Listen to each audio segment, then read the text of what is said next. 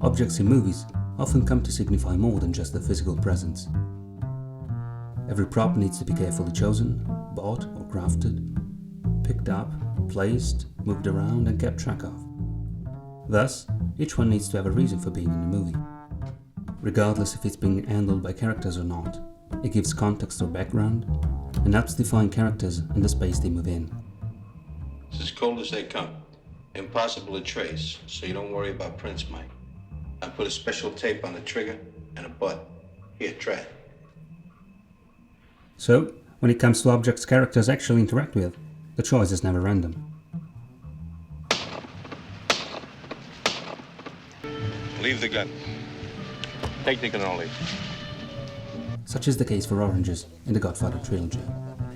But first we must answer a question: why oranges? There are a couple of reasons behind the peculiar choice, one practical, the other metaphorical. The practical reason possibly lies in the color and shape of the fruit.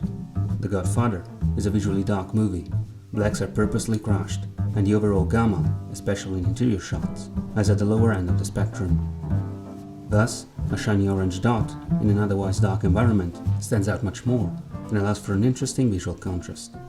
On the other hand, oranges have long been associated with Sicily, where Cosa Nostra originated from, as they are one of the most renowned and oldest cultivations on the island. In a special variety of oranges, the pulp is reddish, vaguely reminiscent of blood. Oranges are thus reminders of the mafia's origin and violent history. Don Ciccio, ma ammazzasti a mio marito, perché non si può calare. Eppure un figlio mio anni, Paolo. Che piacere, Don Ciccio. Sparagnatemi, sto figlio mio. Tengo solo a chisto. No. Vita! Vattene, Vitto! Sveglialo! Vitto, vattene! Ammazzatelo! Ammazzatelo! On the surface, the main use of oranges throughout the movies is foreshadowing deaths, though this might not be accurate in this particular case, as death is mostly a side effect of the display of power, in an underworld such as the one portrayed in movies.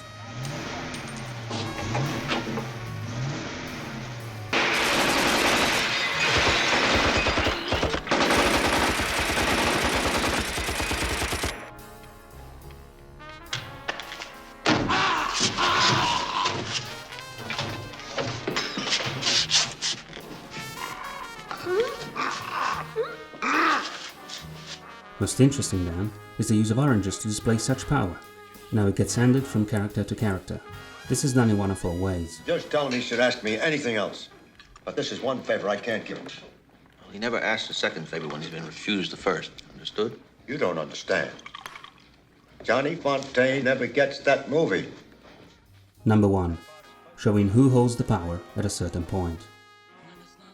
It's not by chance that oranges are always present during meeting scenes and are always juxtaposed to the people who are in charge. Them by the bits and about the church. Even the police departments that have helped us in the past with gambling and other things are going to refuse to help us when it comes to narcotics. Señor Michael Corleone de Nevada, Representing our associates in tourism and leisure activities. y actividades de placer. And my old friend and associate from Florida, Y mi viejo amigo y asociado de la Florida, Mr. Hyman Rhodes. señor Hyman Rhodes. Il Duman così amico, e chi fa? It's a hit. Let's go. Let's get out of here!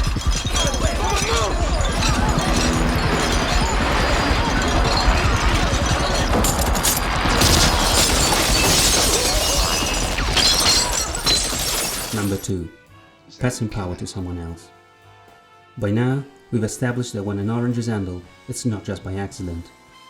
At the turning point of Michael's career as a boss, he's seen voraciously eating an orange. The scene is pivotal to the definition of Michael as a ruthless leader, one who will not stop in front of anything, not even his own family. He gives in to the power and accepts it. Thought you were going to tell me that. I turned them down. I mean, do I have to tell you about every offer that I turned down? Let's do business. In this other scene from the second installment in the series, the power switch couldn't be clearer. Don Fanucci is seen walking through the streets, handling an orange, while people pay their respects to him. Once his reign of terror is put to an end by a young Vito, he himself is virtually given the power, for free and out of respect, by one of his now former peers. And it is exactly at this time that the Corleone family is born. No, no, è mio piacere, niente sordo. È un regalo questo. Grazie. Prego. Tu sei molto gentile. This I might do for you. You come, we talk. Grazie. Huh? Grazie. State buono. This action can be honest and truthful, You honor your agreements. But these people you're dealing with are crooks. They have no honor. My word is final.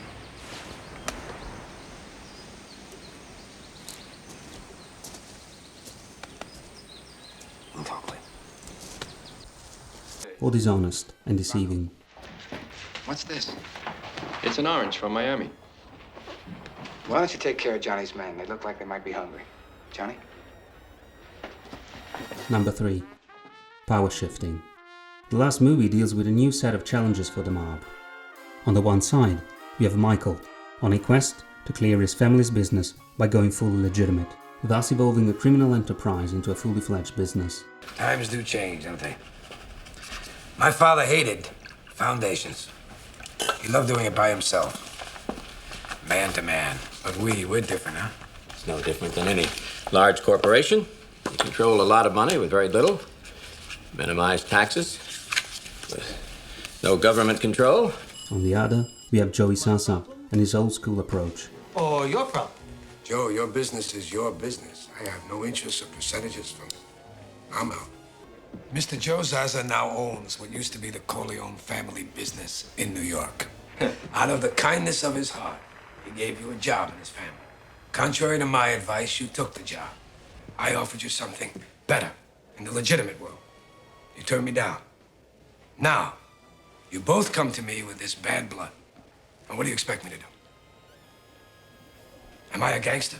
No, you're not a gangster. In this newfound situation, the representation of power also shifts. Michael is seen drinking orange juice. Is it possible that you could get me something sweet, some orange juice, anything, candy? Per favore, una saluta d'arancia dei dolci. Children with diabetes. Power is now processed and filtered. It's much cleaner and easier to sell, though in the end, it's just another face of the same coin.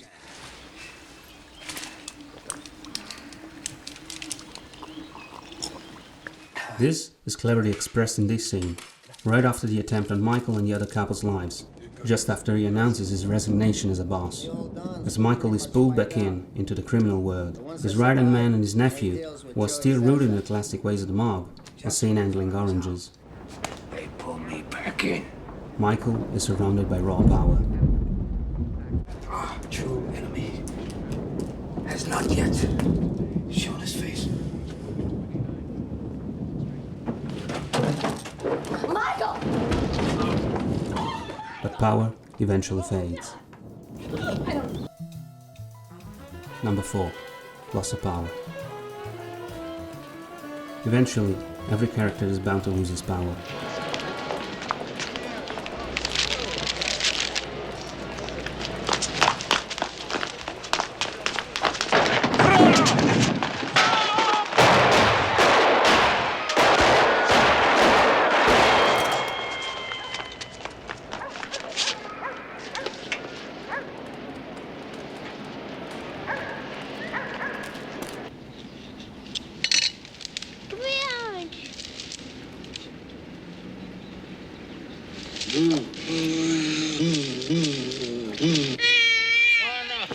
The scene of Vito's death almost feels like a last attempt by the now former boss to play with power, by means of deforming it and playing with it.